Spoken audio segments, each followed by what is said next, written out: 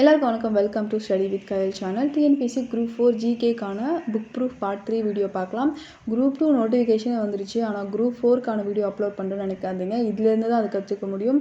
Anyway இன்னையோட வந்து இந்த குரூப் 4க்கான வீடியோஸ்லாம் முடிஞ்சிடும். நெக்ஸ்ட் வீடியோஸில் நம்ம வந்து குரூப் 2க்கான வீடியோஸ் தான் நம்ம பார்க்க போகிறோம். ஸோ வீடியோக்குள்ளே போகலாம் வாங்க. மத்திய கல்வி அமைச்சகம் இதற்கு முன் மனிதவள மேம்பாட்டு அமைச்சகமாக இருந்தது இல்லையா, MHRD நம் நாட்டின் கல்விக் கொள்கைகளும் திட்டங்களையும் வகுத்து நடைமுறைப்படுத்தி வருகிறது. மத்திய கல்வி அமைச்சகம் கல்விக்கான வரவு செலவு திட்டத்தை முடிவு செய்கிறது. இதுக்கான ஆன்சர் வந்து A மற்றும் R இரண்டுமே சரியானது. R வந்து Aவை விளக்குகிறது. 11th ஸ்டாண்டர்ட் எக்கனாமிக்ஸில் பேஜ் நம்பர் 180 and 181 இருக்குது. தற்போது வளர்ந்து வரும் பொருளாதார தேவைகளுக்கு ஏற்ப இந்திய கல்வி முறை வேகமாக வளர்ந்து வருகிறது. மனிதவள மேம்பாட்டுத்துறை அமைச்சகம் நம் நாட்டின் கல்விக் கொள்கைகளையும் திட்டங்களையும் நடைமுறைப்படுத்தி வருகிறது. மத்திய அரசின் மனிதவள மேம்பாட்டுத்துறை கல்விக்கான வரவு செலவுகளை மேற்கொள்கிறதுன்னு கொடுத்துருக்காங்க. அடுத்த கொஷின், டேஷ் புரட்சிகர நடவடிக்கைகளுக்காக ராம் பிரசாத் பிஸ்மில் மற்றும் அஷபாகுல்லா கானும் கைது செய்யப்பட்டு சிறை தண்டனையும் விதிக்கப்பட்டது. எந்த வழக்கு அப்படின்னா ககோரி சதி வழக்கு. 10th ஸ்டாண்டர்ட் சோஷியல் சயின்ஸில் பேஜ் நம்பர் 103 தேசியம் காந்திய காலகட்டம் அப்படின்ற லெசனில் இருக்குது. 1925 ராம் பிரசாத் பிஸ்மில், அஷபாகுல்லா கான் மற்றும் பலர் லக்னோ அருகே ககோரி என்ற கிராமத்தில் அரசு பணத்தை கொண்டு சென்ற ஒரு ரயில் வண்டியை நிறுத்தி கொள்ளையடித்தனர். அவர்கள் ககோரி சதி வழக்கில் கைது செய்யப்பட்டு விசாரிக்கப்பட்டனர் கொடுத்துருக்காங்க. அடுத்ததான், நான் ஏன் நாத்திகனாக இருக்கிறேன் என்ற புத்தகத்தின் ஆசிரியர் வந்து Bhagat Singh. 12th standard history page number 72 ஏகாதிபத்தியத்திற்கு எதிரான போராட்டங்களில் புரட்சிகர தேசியவாத காலம் அப்படின்ற லெசனில் இருக்குது. ஒரு பாக்ஸ் இன்ஃபர்மேஷன் கொடுத்தது. அதன் தூய கருதுகோளே மிக முக்கியமானது முடிச்சுட்டு பகத்சிங்கோட நான் ஏன் நாத்திகனானேன் அப்படின்ற நூலிலேருந்து கொடுத்துருக்காங்க அப்படின்ற மாதிரி சொல்லியிருக்காங்க. அடுத்ததாக, அசோகர் கல்வெட்டில் குறிப்பிடப்படும் சத்தியபுத்திரர் யாருன்னு கொடுத்துருக்காங்க. இதுக்கான answer Athiyaman. 11th standard history page number 75 தென்னிந்தியாவில் சமுதாய உருவாக்கம் அப்படின்ற லெசனில் இருக்குது. அசோகர் கல்வெட்டுகளில் மேற்சொல்லப்பட்ட மூவேந்தரோடு இடம்பெற்றுள்ள சத்தியபுத்திர என்பது சங்க பாடல்களில் இடம்பெறும் வேலிரை குறிப்பது. சத்தியபுத்திர அப்படின்னா பிராக்கெட்டில் அதியமான் கொடுத்துருக்காங்க. அடுத்ததான், வெளிநாடு வாழ் இந்தியர்கள் தினம் எந்த நாளில் கொண்டாடப்படுகிறதுன்னு கேட்டிருக்காங்க. இதுக்கான ஆன்சர் ஜனவரி 9. 8th standard history page number 212 குடிமக்களும் குடியுரிமைகளும் அப்படின்ற லெசனில் இருக்குது. இது ஒரு பாக்ஸ் இன்ஃபர்மேஷனாக பிரவாசி பாரதிய தினம் சொல்லிட்டு குடிமக்கள் தினம் வந்து கொடுத்துருக்காங்க.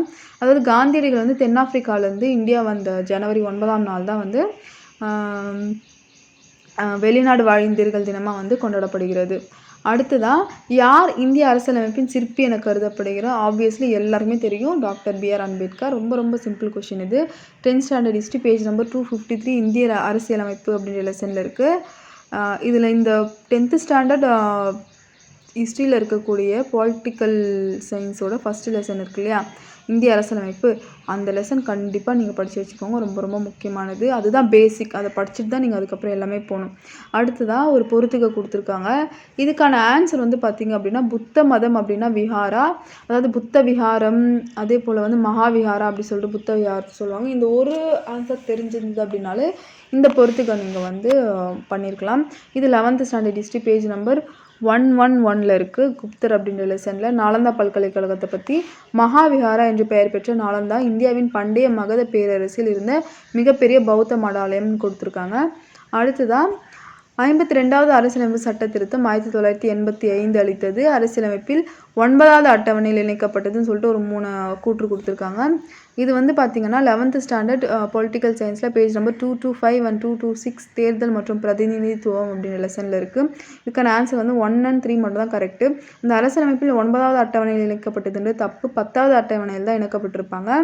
கட்சித்தாவல் தடை சட்டம் போட்டு 52வது அரசியலமைப்பு திருத்த சட்டம் 1985 மூலமாக ஒரு கட்சியிலிருந்து மற்றொரு கட்சிக்கு மாறும் நாடாளுமன்ற அல்லது சட்டமன்ற உறுப்பினரை தகுதி இழப்பு செய்யும் நடைமுறை கொண்டு வரப்பட்டது.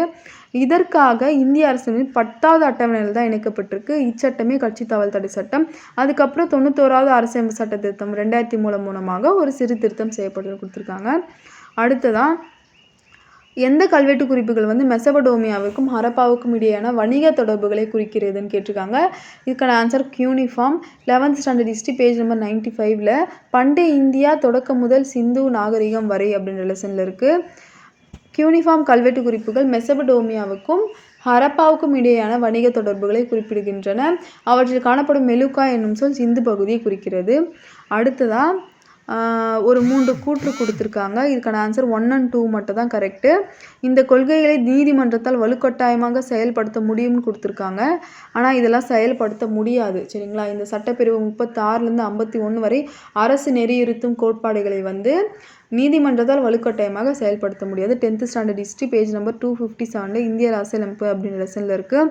இதில் பாருங்கள், அரசியலமைப்பு சட்டம் பகுதி 4 சட்டப்பிரிவு 36லிருந்து 51 வரை தரப்பட்டுள்ளது.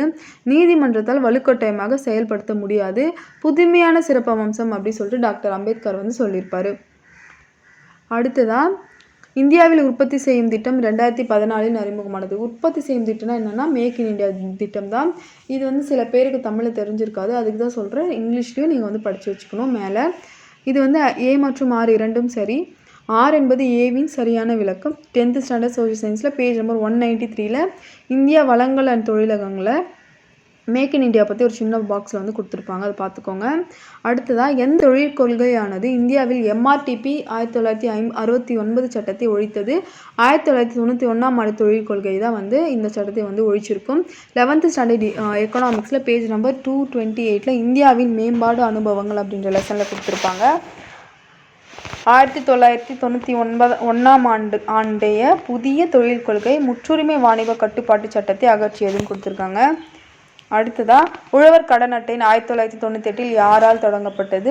மைய வங்கி மற்றும் நபார்டு வங்கி இரண்டுமே சேர்ந்து தான் வந்து தொடங்கியிருப்பாங்க. 11th ஸ்டாண்டர்ட் எக்கனாமிக்ஸில் பேஜ் நம்பர் 230 இந்தியாவின் மேம்பாடு அனுபவம் அப்படின்னு லெசனில் இருக்குது. மைய வங்கி விவசாய கிராமப்புற மேம்பாட்டுக்கான தேசிய வங்கி ஆகியவற்றால் தொடங்கப்பட்டதுன்னு கொடுத்துருக்காங்க. அடுத்ததான் வேளாண் வருமான வரி இது எல்லாமே வந்து மாநிலமாக ஒன்றிய அரசான்னு கேட்டிருக்காங்க. இதுக்கான ஆன்சரே பார்த்துலாம். 12th ஸ்டாண்டர்ட் எக்கனாமிக்ஸில் பேஜ் நம்பர் 231 நிதி பொருளியல் அப்படின்ற லெசனில் இருக்குது. இதில் வந்து பார்த்திங்க அப்படின்னா மாநில அரசு விதிக்கக்கூடிய வரிகளில் நில வருவாய், வேளாண் வருமான வருவாய், நில கட்டிடங்கள் மீதான வருவாய், மின்சார நுகர்வு விற்பனைக்கான வருவாய் சொல்லிட்டு கொடுத்துருப்பாங்க. ஸோ ஒன்றிய அரசுன்னு கொடுத்துருக்காங்க இல்லையா, அதுவுமே வந்து மாநில அரசுன்னு தான் வரும். அடுத்ததாக நிதி ஆயோக்கின் நிர்வாக தலைவர் யார் அப்படின்னா துணைத் தலைவர். 12th ஸ்டாண்டர்ட் எக்கனாமிக்ஸில் பேஜ் நம்பர் 291 பொருளாதார திட்டமிடல் மேம்பாடு அப்படின்ற லெசனில் இருக்குது. நிதி ஆயோக் இந்திய பிரதமரை நிதி ஆயோக்கின் தலைவர், மத்திய அமைச்சர்கள் உறுப்பினர்கள், இதன் துணைத் தலைவரே நிர்வாக தலைவர். அடுத்ததாக தமிழக அரசு ஜூலை 15ஆம் தேதி தான் வந்து கல்வி வளர்ச்சி நாளாக அறிவிச்சிருக்கோம். இது வந்து பார்த்திங்கன்னா 6th standard second term Tamil புக்கில் வந்து இருக்குது. பேஜ் நம்பர் 9 கல்வி கண் திறந்த காமராஜர் அப்படின்ற ஒரு லெசனில் வந்து கொடுத்துருப்பாங்க. நீங்கள் செக் பண்ணி பார்த்துக்கோங்க. ரொம்ப ஈஸியான லெசன் தான். ஸோ ஜூலை 15 தான் வந்து கல்வி வளர்ச்சி நாள், அதாவது காமராஜரோட பிறந்த நாள் வந்து கல்வி வளர்ச்சி நாளாக வந்து அறிவிச்சிருப்பாங்க. சரிங்களா? ஸோ இதோட வந்து பார்த்திங்கன்னா குரூப் 4க்கான புக் எல்லாமே முடியுது. நெக்ஸ்ட் வீடியோவில் வந்து குரூப் 1, 2க்கான நிறைய யூஸ்ஃபுல்லான வீடியோஸ்லாம் வந்து பார்க்கலாம். Thank you so much.